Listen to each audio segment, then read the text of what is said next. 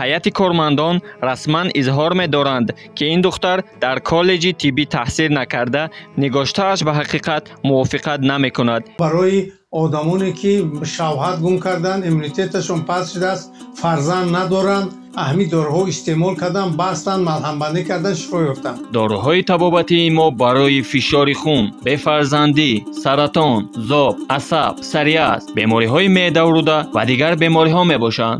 банда нависанда, шоир ва узви таибои байналмилал, узви рӯзноманигорони иттиҳоди шӯравӣ мебошам. дар давоми умри зиёда ман зиёда аз 21 китоб навистам. шумо фақат занг занед, мо доруро бурда мерасонем. бурда расонидан дар шаҳри Душанбе бепул. нафареро ки мебинед дар шабакаҳои иҷтимоӣ аксҳои худро нашр карда бо писарон шинос мешавад. баъди шиносоӣ аз онҳо хоҳиш мекардааст ки ба корти вай маблағ гузаронанд. номбурда бо ҳар баҳонаи пули шартномаи донишгоҳ ва дигар эҳтиёҷот дар шабакаҳои иҷтимоӣ маълумотҳои гуногунро паҳн мекардааст.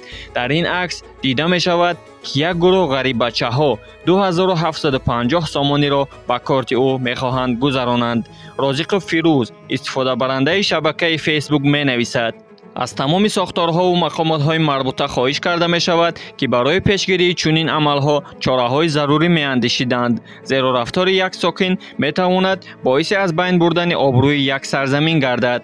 ҳайати кормандон расман изҳор медоранд, ки ин духтар дар коллеҷи тиббӣ таҳсил накарда, нигоштааш ба ҳақиқат мувофиқат намекунад. илова бар ин, тавре ки шумо медонед, ягон донишҷӯро то анҷоми соли хониш барои насупоридани пули шартнома хориҷ намекунанд, ки маълумоти навишта носаҳеҳу ғаразнок аст. ба ҳамватанони азиз муроҷиат менамоям, ки ҳушёрии сиёсиро аз даст надиҳанд ва ба фиреби чунин қаллобон дода нашаванд.